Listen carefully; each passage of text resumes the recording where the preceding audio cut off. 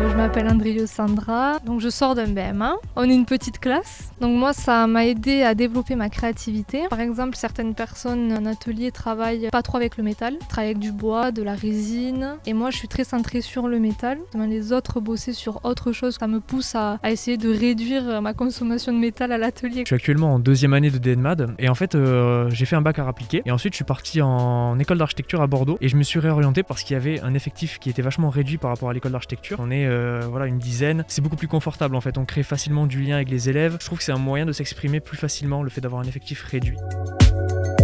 Cette année, on a décidé de mettre en place le concept du tutorat et du parrainage. Donc en fait, ça nous permet de suivre les élèves entrants et donc de les suivre dans leur démarche de projet, de les accompagner pour les aider déjà à s'intégrer aussi dans l'école. Donc moi, je suis en première année. Le parrainage, ça nous apporte vraiment un soutien, nous aide à progresser, à avoir un autre regard, un autre point de vue.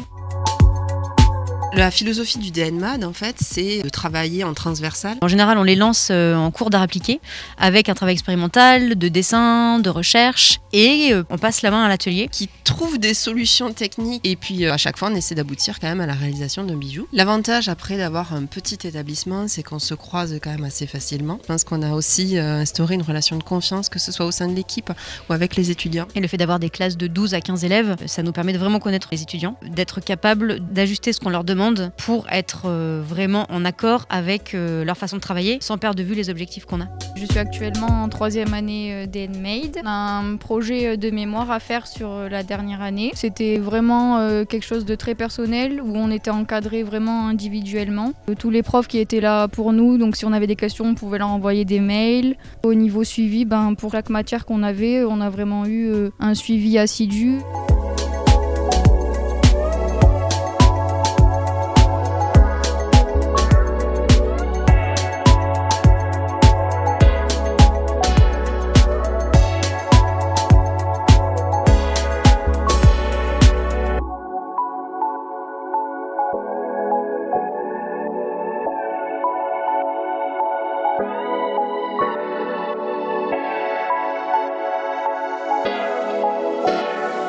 Lorsque vous postulez pour rentrer dans le DNMAD, l'idéal c'est dans la lettre de motivation de mettre un lien vers par exemple une page Instagram, un site web. Les créations, ça peut être de la poterie, de la broderie, tout ce que vous aimez faire et qui a un lien avec la créativité et qui peut être exploité dans le bijou.